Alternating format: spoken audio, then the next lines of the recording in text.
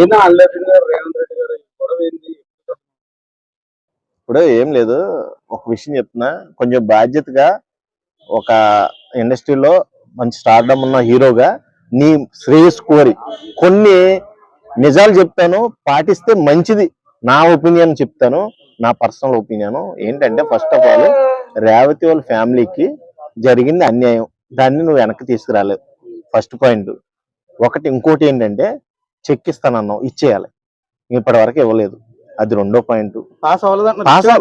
Pass అవ్వలేదంటే ఎందుకు అవ్వదు? ఎందుకు అవ్వదు?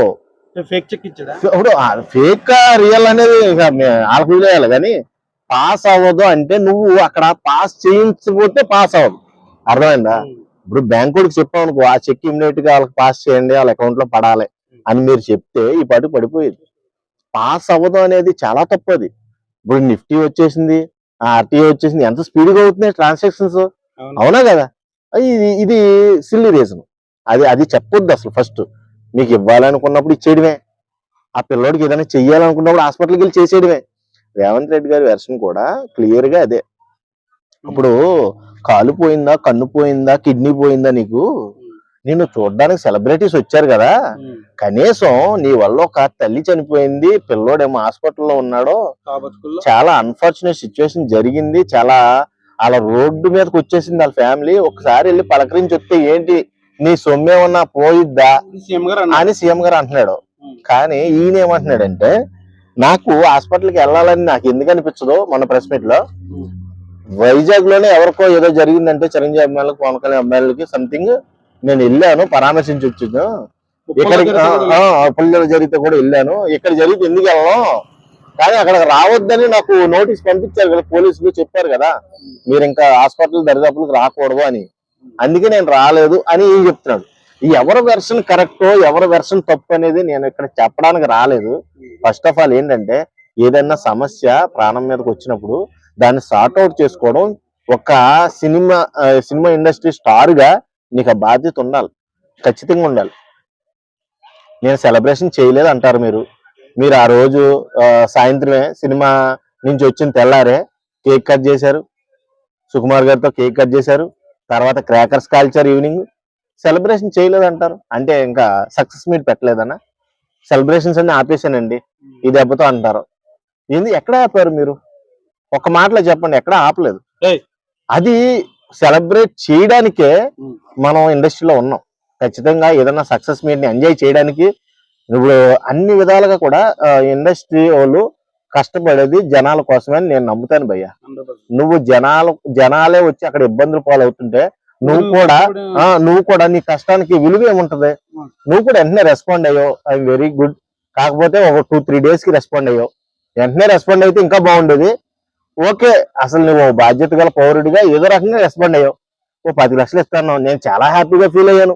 10 లక్షలు అంటే పొలిటికల్ పార్టీలో ఇవ్వరా బాబు, ఒక హీరో ఇస్తున్నాడంటే ఒక మిడిల్ క్లాస్ ఫ్యామిలీకి సెటిల్మెంట్, అది రెస్పెక్ట్ ఇచ్చినట్టే అని నాకు చాలా అప్రిషియేట్ ఫీలింగ్ వచ్చింది. మరి ఆ 10 లక్షలు ఎందుకు ఇప్పుడు దాకా ఎందుకు పంపించలేదు? అదే నా క్వశ్చన్. మొన్న ప్రెస్ మీట్ లో కూడా నేనున్న ప్రెస్ మీట్ కాడ అక్కడ సీనియర్ మీడియా మిత్రులు అడుగుతున్నప్పుడు, సార్ రేవంత్ రెడ్డి గారు మాట్లాడింది మీరు తప్పు పడుతున్నారా, ఇంతవరకు చెక్ ఎందుకు పంపించలేదు అంటే మీరు సమాధానం చెప్పలేదు. సమాధానం చెప్పకుండా వెళ్ళిపోయాడైనా. దీన్ని కాంట్రవర్సీ తీసుకెళ్తున్నారు, నన్ను బ్యాడ్ చేస్తున్నారు, నన్ను టార్గెట్ చేశారు, ఎన్నో రకాలుగా మాట్లాడుతున్నారు. కానీ అసలైన మ్యాటర్లు మిగిలేస్తున్నారు. మీరు కోరుతో పోయేదాన్ని గొడ్డల దాకా తెచ్చుకుంటున్నారు.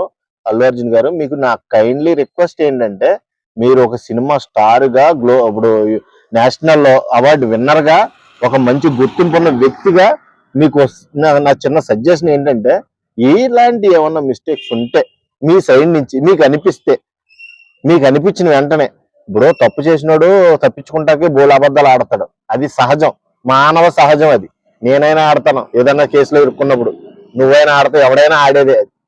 ఇక్కడ మిస్టేక్ కాదు, ఒక జీవితం కాబట్టి, ఒక లైఫ్ ఆల్రెడీ కోల్పోయారు కాబట్టి వాళ్ళకి కొంచెం అండగా ఉండి, మీరు ఏదైనా చెయ్యాలనుకున్న పనులు స్పీడ్ గా చేసేసి ఒక క్షమాపణ అనేది రేవంత్ రెడ్డి గారికి చెప్పేస్తే అయిపోద్ది. మీ మీద పెద్దోడే కదండి, చిన్నోడేం కాదు కదా.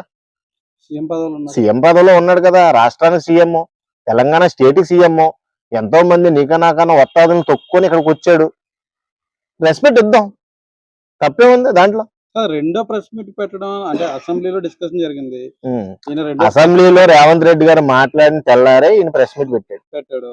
అంటే ఉపయోగం ఏముంది? అంటే ఆయన ఏమంటాడంటే, నేను నా పర్సనల్ గా నా మీద ఎలిగేషన్స్ వస్తున్నాయి కాబట్టి నేను ప్రెస్ మీట్ పెట్టాను కానీ ఎవరిని ఉద్దేశించి కాదని తెలివితేటలుగా మాట్లాడాడు. ఎవరిని ఉద్దేశించిన కన్నా మాట్లాడినప్పుడు నీకు ఎందుకు ప్రెస్ మీట్ ఎందుకు? చేయవలసింది చేసేస్తే అయిపోద్ది కదా. అల్లు అర్జున్ గారు ప్రెస్ మీట్ పెట్టి కూడా నా క్వశ్చన్స్ అన్నిటిలో మీరు చాలా క్లియర్ గా అర్థం చేసుకోండి. నాకు ఎవరి మీద కోపం లేదు, అలాగని ద్వేషం కూడా లేదు. నేను చెప్పేది ఏంటంటే చాలా క్లియర్ గా ఒకటే మాటలో చెప్తున్నా. అక్కడ జరిగిన సిచ్యువేషన్ ని మీరు ఇంకా వేరే దారికి తీసుకెళ్లొద్దు, అక్కడతో బంద్ చేస్తే మంచిదని నా ఒపీనియన్. సో నిన్న కూడా ఏదో జరిగిందని చెప్పేసి